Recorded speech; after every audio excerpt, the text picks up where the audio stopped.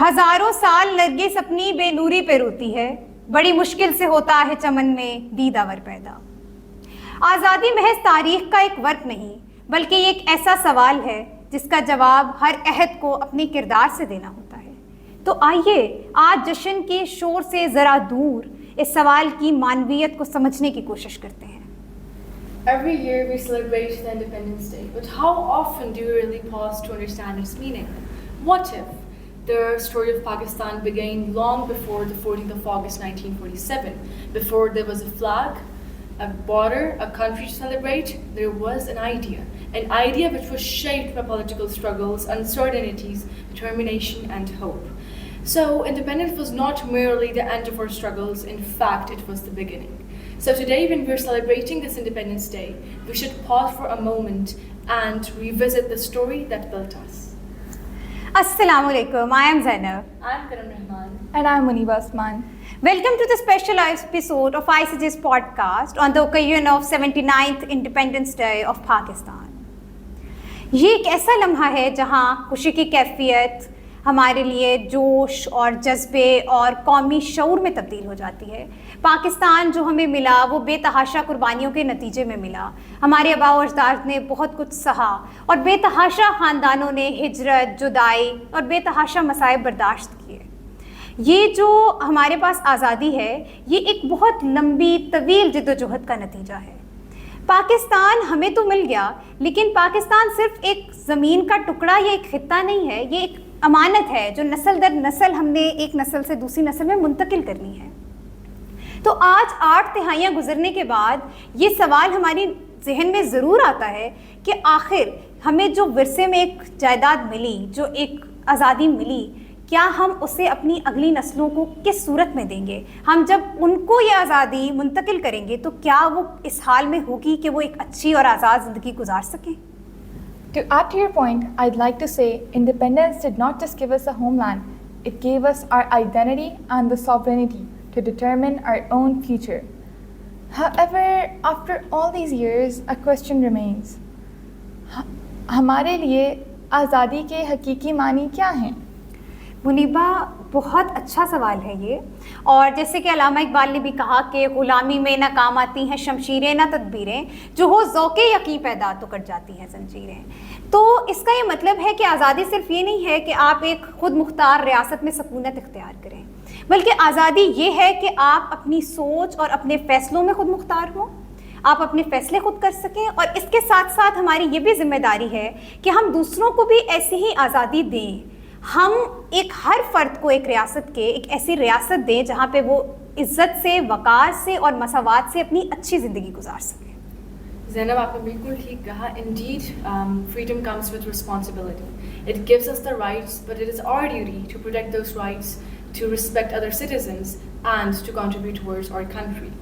And independence becomes only meaningful when we use that freedom for the betterment of Pakistan.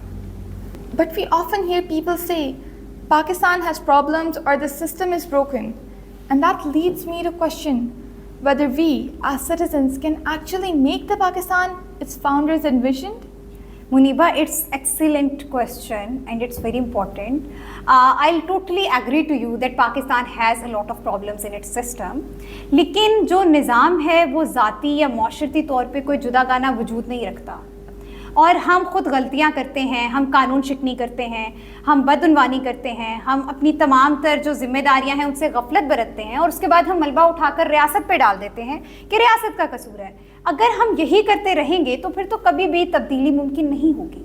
लेकिन अगर हम एक अच्छी रियासत बनाने की कोशिश करें, अमानत, दयानतदारी और इल्म व हिकमत को इसके अंदर हम लाएं और हम कोशिश करें कि हम जितना बेहतरीन अपने आप को पेश कर सकते हैं या जितना बेहतरीन काम हम कर सकते हैं हम करें, so as a result we can make a nation और we can transform a nation according to the wishes of the founders of this nation. Exactly, Zainab, you're 100% right, because institutions do need a lot of improvement in our country. However, we should not ignore this fact that citizens also play a pivotal role in shaping these institutions. Our leaders gifted this nation, this country to us, and it is our responsibility to shape it further, to increase it in every sort of way we can. Excellent, Karam. I agree to you. और अगर हम अपने मुल्क को सही मानों में उसकी खैरखाई चाहते हैं, सही मानों में तरक्की की राह पे लेके जाना चाहते हैं, तो हमें सबसे ज़्यादा उम्मीदें अपनी नौजवान नस्ल से हैं।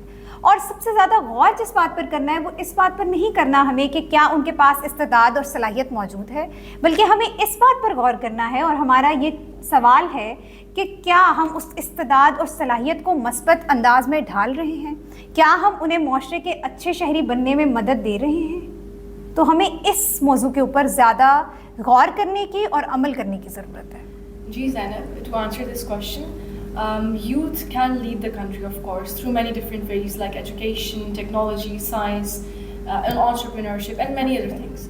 However, potential alone cannot justify whether a country would become prosperous. Because if continuity and consistency is ignored, you cannot achieve your goal.